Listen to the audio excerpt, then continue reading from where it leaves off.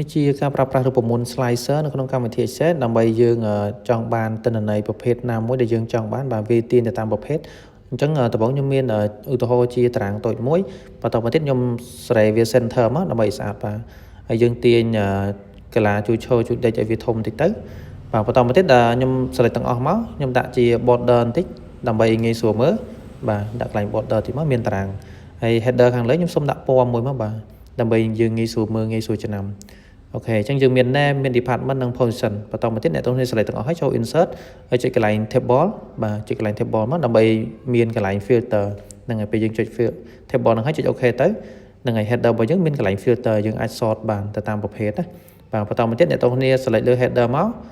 ខ្ញុំសូមដូរពណ៌តិចដើម្បីងាយស្រួលមើលបាទពណ៌នេះបានស្រួលមើលណាអញ្ចឹងយើង select header ទាំង3មកហើយចូលកន្លែងបាទខាងស្ដាំអ្នកទាំងនេះមើលខាងស្ដាំ table design បាទចុចកន្លែង table design ហើយអ្នកទាំងនេះយកកន្លែង insert slicer បាទមកនេះ slicer ហ្នឹងអញ្ចឹងគេឲ្យយើងគ្រីសទៅលើ header យើងមាន name មាន department ខ្ញុំយក department អញ្ចឹងទៅហើយចុច OK មកបាទអញ្ចឹងពេលចុចមកយើងអាចទាញបានហើយខ្ញុំចុច finance វាទាញទៅ finance មកចុច IT support ចេញទៅ IT support អាហ្នឹងវាទាញទិន្នន័យទៅតាមប្រភេទដែលយើងចង់បានបាទហើយធ្វើការងារលឿនទៀតហើយខ្ញុំចង់ឲ្យវាមានជា3ផ្នែកអញ្ចឹងកន្លែង column ខ្ញុំយក3មកបាទអញ្ចឹងវាចេញជា3ផ្នែកហើយខ្ញុំព្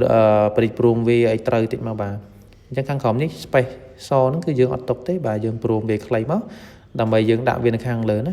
បាទហើយយើងទាញឲ្យស្មើតារាងរបស់យើងមកដើម្បីមើលទៅឃើញស្អាតណាបាទខាងស្ដាំក៏ដូចគ្នាខ្ញុំទាញវាឲ្យស្មើដែរមកបាទអញ្ចឹងពេលមើលទៅយើងឃើញស្អាតហើយយើងអាចចង់ search តាម IT support មកតាម IT support financial បាទអញ្ចឹងយើង search ទិន្នន័យបានលឿនបាទទៅតាមប្រភេទមួយអាហ្នឹងគឺយើងប្រើរូបមន្ត slicer បាទសូមអរគុណ